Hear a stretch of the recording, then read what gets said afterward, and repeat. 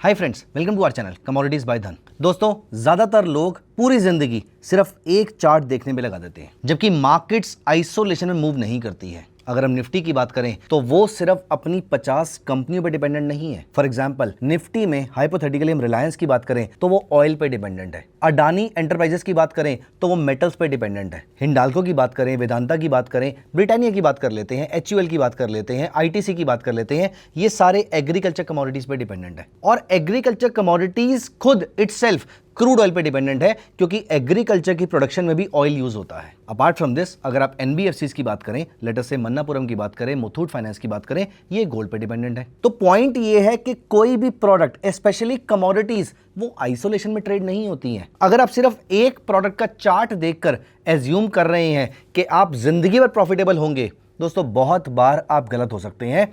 उसका रीजन ये है कि ये जो प्रोडक्ट है, इसके ऊपर इंपैक्ट करने वाले कई 100 फैक्टर्स और हैं। हम कई 100 फैक्टर्स को तो मास्टर नहीं कर सकते हैं, बट इनमें से कम कुछ 3, 4, 5 फैक्टर्स ऐसे हैं जिनकी वेटेज 90% से ऊपर है। अगर हम सिर्फ उन 4-5 फैक्टर्स को मास्टर कर लेंगे तो हमारे लिए कमोडिटी मार्केट को मास्टर करना रिलेटिवली आसान हो जाएगा। और यही सारे फैक्टर्स जो किसी पर्टिकुलर कमोडिटी को इंपैक्ट कर रहे हैं, इनको स्टडी करने को कहते हैं इंटर मार्केट एनालिसिस। अगर आप कमोडिटी मार्केट में लंबे पीरियड तक सस्टेन करना चाहते हैं और आपको इंटर मार्केट एनालिसिस नहीं आता है, तो आप किसी मिथ्या वाली जिंदगी में जी रहे हैं। कमोडिटी मार्केट में ट्रेड करना विल बी ऑलमोस्ट इम्पॉसिबल अगर आप सिर्फ सोच रहे हैं कि मैं ये 4 स्ट्रेटजीज जान लूंगा और मैं जिंदगी भर काम कर सकता हूं, क्योंकि इंटर मार्केट एनालिसिस या फिर कमोडिटी के फंडामेंटल्स जो हैं वो बहुत ज्यादा लीड करते हैं कमोडिटीज को ड्राइव करने के लिए। अगर मैं आपको सिर्फ इतनी सी इंफॉर्मेशन दे देता, वॉर शुरू होने से पहले, जो भी रिसेंटली ईरान और US का वॉर खत्म हुआ है, अगर इससे पहले मैं आपको सिर्फ इतनी सी इंफॉर्मेशन दे देता कि इस पीरियड में US की इन्फ्लेशन बढ़ेगी और उसकी वजह से इंटरेस्ट रेट्स बढ़ सकते हैं, छोड़िए मैं इंटरेस्ट रेट्स की भी बात ना करता, सिर्फ इतना बोल देता कि इन्फ्लेशन अनकंट्रोलेबल हो सकती है। 2% उनकी एक्सपेक्टेड इन्फ्लेशन होती है, लेकिन इन्फ्लेशन 4% के आसपास तक जा सकती है। अगर मैं आपको सिर्फ इतनी इंफॉर्मेशन दे देता, तो भी आपके लिए अगले 3 महीने गोल्ड के प्राइसेस को प्रेडिक्ट करना बहुत ईजी हो जाता कि ऐसे टाइम पर गोल्ड ऊपर नहीं जा सकता है। रादर, ये वॉर शुरू होते ही मैंने कुछ वीडियोस रिकॉर्ड करी थी जहां पर मैंने बताया भी था कि जब तक ये वॉर चल रहा है, जब तक क्रूड के प्राइसेस ऊपर जा रहे हैं, जब तक US की इन्फ्लेशन कंट्रोल में नहीं होती है, जब तक US ये ना बोल दे कि हम अपने इंटरेस्ट रेट्स को नहीं बढ़ाएंगे, तब तक गोल्ड में मूवमेंट नहीं आएगी। और जैसे से US की बॉन्ड यील्ड्स बढ़ेंगी, गोल्ड के प्राइसेस पे और प्रेशर आएगा। अब यहां पर 4 चीजें ऐसी हैं जिसको मास्टर करना आपके लिए मैंडेटरी हो जाता है। इनमें से 2 चीजें कमोडिटी मार्केट का पार्ट है। पहली चीज, bond market. This is the mother of all markets. नहीं, ये कमोडिटी का पार्ट नहीं है, लेकिन अगली दोनों चीजें कमोडिटी मार्केट का पार्ट है। दूसरा है क्रूड ऑयल, तीसरा है गोल्ड और चौथा है स्टॉक्स। तो बॉन्ड्स, क्रूड ऑयल, गोल्ड और स्टॉक्स, ये 4 चीजें आज हम इस वीडियो में डिस्कस करेंगे।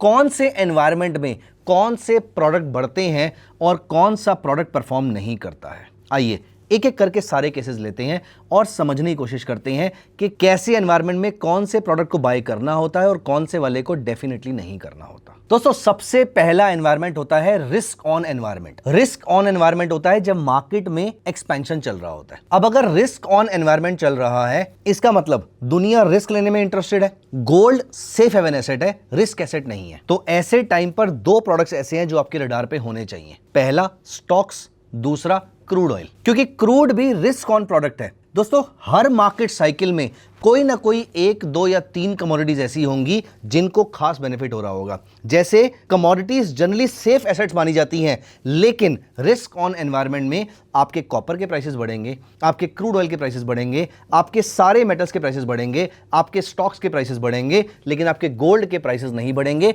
तो गोल्ड में शॉर्ट करके पैसा बन सकता है और कॉपर में, क्रूड ऑयल में लॉन्ग करके पैसा बन सकता है। और मजे की बात है कि यहां पर एग्रीकल्चर कमोडिटीज पे कोई खास बड़ा इंपैक्ट नहीं आएगा, तो यहां पर ऑप्शन बेच के पैसा बन सकता है। खैर, एनीवेज, हम एग्रीकल्चर के बारे में भी बात नहीं कर रहे, लेकिन रिस्क ऑन एनवायरनमेंट में भी आपके पास 3 प्रोडक्ट हैं। गोल्ड नीचे जा सकता है, कॉपर क्रूड ऊपर जा सकता है। बॉन्ड सब्जेक्टिव है, डिपेंड करेगा, अगर यील्ड्स बढ़ रही हैं तो बॉन्ड के प्राइसेस नीचे आ रहे होंगे, यील्ड्स कम हो रही हैं तो बॉन्ड के प्राइसेस बढ़ रहे होंगे। फ्रेंड्स, दूसरा होता है रिसेशन का फियर। रिसेशन आया नहीं है, रिसेशन का फियर है। ऐसे टाइम पर आपके गोल्ड के प्राइसेस ऊपर जाते हैं, ऐसे टाइम पर आपके बॉन्ड के प्राइसेस ऊपर जाते हैं क्योंकि यील्ड्स नीचे जाती हैं, और ऐसे टाइम पर आपका क्रूड और स्टॉक्स परफॉर्म नहीं करते हैं। तो जब कभी रिसेशन आने वाला होता है, स्टॉक्स लड़खड़ाना शुरू कर देते हैं, क्रूड की डिमांड कम हो जाती है, लेकिन यहां पर गोल्ड लीड ले लेता है और गोल्ड के प्राइसेस शूट अप करने शुरू कर सकते हैं। गाइस, थर्ड एनवायरमेंट आता है इन्फ्लेशन का शॉक। जैसे कि 2022 में आपको याद है, 2020 से 2021 तक यूएस ने और दुनिया की सारी कंट्रीज ने, बहुत सारी कंट्रीज ने मनी प्रिंटिंग करी थी। मनी प्रिंटिंग क्यों करी थी? इसलिए करी थी क्योंकि इकोनॉमी का चक्का बैठ चुका था। इकोनॉमी को अगर चलाना है तो पैसे का फ्लो होना बहुत जरूरी होता है। मनी प्रिंटिंग करी, इसकी वजह से आपकी इन्फ्लेशन बढ़ने के चांसेस थे, एक्सपेक्टेड था, थे और बढ़ी भी।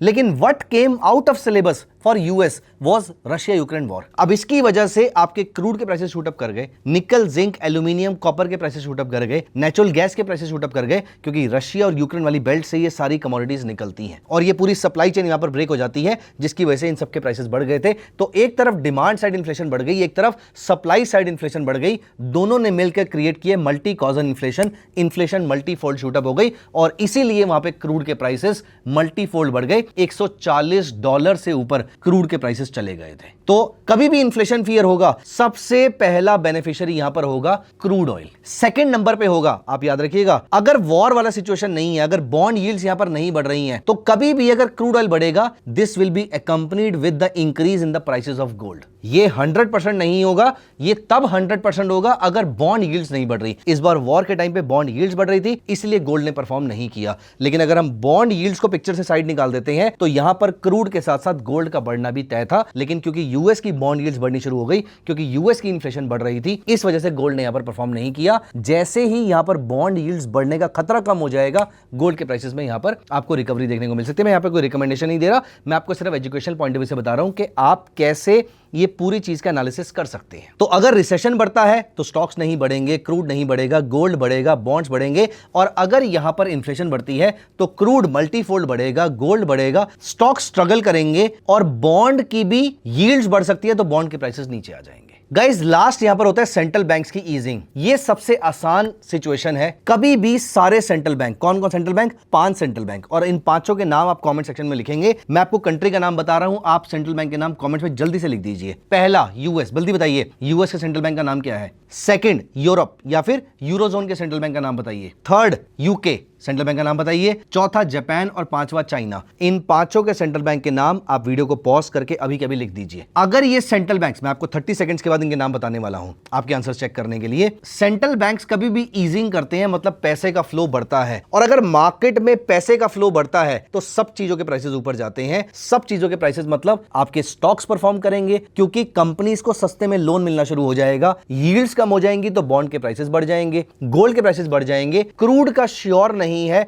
लेकिन स्टॉक्स के प्राइसेस भी यहां से बढ़ जाएंगे। तो ऐसे केस में आपके गोल्ड के प्राइसेस को सबसे ज्यादा बेनिफिट होता है। अगर सेंट्रल बैंक्स मॉनेटरी ईजिंग करते हैं, जैसे कि 2020 में करी थी, गोल्ड के प्राइसेस शूट अप कर गए थे। 2008 में करी थी, गोल्ड के प्राइसेस शूट अप कर गए थे। जब कभी भी यूएस का सेंट्रल बैंक, यूएस के सेंट्रल बैंक का नाम होता है यूएस फेडरल रिजर्व, यूरोप के सेंट्रल बैंक का नाम होता है ECB, European central bank, UK के सेंट्रल बैंक का नाम बैंक ऑफ इंग्लैंड, जापान का बैंक ऑफ जापान और चाइना का पीपल्स बैंक ऑफ चाइना। ये पांचों सेंट्रल बैंक या इनमें से कोई भी 1, 2 या 3 सेंट्रल बैंक, प्राइमरीली यूएस का सेंट्रल बैंक, अगर अपने इंटरेस्ट रेट्स को कम करता है तो गोल्ड को स्ट्रॉन्ग बेनिफिट होता है। रिसेशन आता है तो गोल्ड को स्ट्रॉन्ग बेनिफिट होता है। इन्फ्लेशन का शॉक आता है तो गोल्ड को स्ट्रॉन्ग बेनिफिट होता है। लेकिन अगर रिस्क ऑन एनवायरमेंट होता है तो गोल्ड को नहीं, क्रूड ऑयल को बेनिफिट होता है। तो हर समय आपके पास इस इंटर मार्केट एनालिसिस में कोई ना कोई कमोडिटी ऐसी जरूर होगी जिसको बेनिफिट हो रहा होगा। बस अब आपको यह सोचना शुरू करना है कि कैसे इस पूरे बेनिफिट का आप फायदा उठा सकते हैं अपनी ट्रेडिंग स्ट्रेटजीज के लिए। जैसे कि अगर हमें आज से 3 महीने पहले पता होता कि यूएस की बॉन्ड यील्ड्स, अगर हम इस चीज को सोच पाते कि यूएस की बॉन्ड यील्ड्स बढ़ने वाली हैं,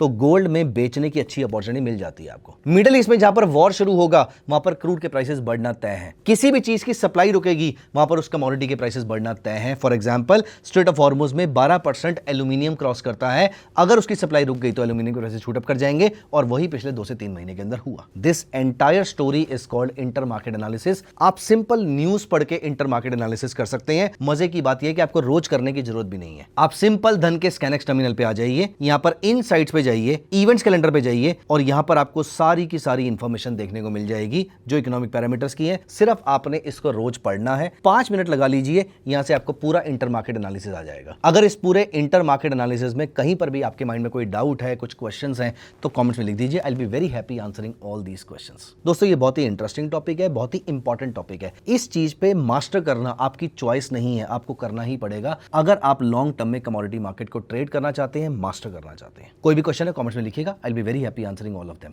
जाने से पहले वीडियो को लाइक कर दीजिए, चैनल सब्सक्राइब कर लीजिए। Bye bye, take care of yourself. Investments in the securities market are subject to market risk. Read all the related documents carefully before investing.